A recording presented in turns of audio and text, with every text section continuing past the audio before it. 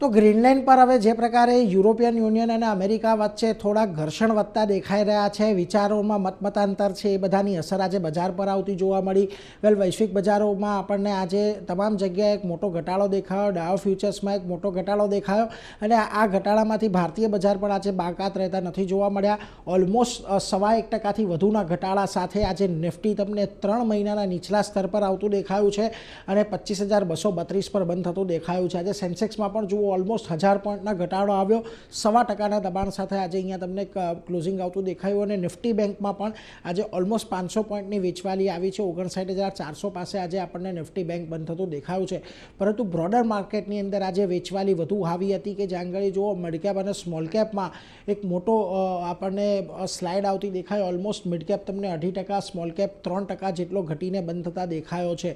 હવે આજે સેક્ટર્સ જોઈ લેશે તો આજે કોઈ પણ સેક્ટર એવા નહોતા કે જેની અંદર તમને ખરીદદારી જોવા મળી હોય. તમામ સેક્ટર તમને ખાસ કરીને આજે વેચવાલી સાથે જ બંધ થયા છે. પરંતુ એમાં પણ રિયલ્ટી સ્ટોક્સની અંદર ખાલી એક દિવસની અંદર માત્ર 5%નો ઘટાડો આવ્યો છે. ડિફેન્સ ઇન્ડેક્સ લગભગ 3.25% ઘટ્યો. Capital market share, auto shares આ બધી જગ્યાએ એવી હતી કે જાંગડી આજે વેચવાલીની તીવ્રતા થોડીક વધારે આપણને જોવા મળી. નિફ્ટીની વાત કરી લઈએ તો નો ડાઉટ આજના દિવસે તમને ફાઇનાન્સ સેક્ટરમાં ખાસો ઘટાડો જોવા મળ્યો છે. જુઓ ખાસ કરીને બજાજ ફાઇનાન્સ, જીઓ ફાઇનાન્સમાં એક મોટો ઘટાડો રહ્યો.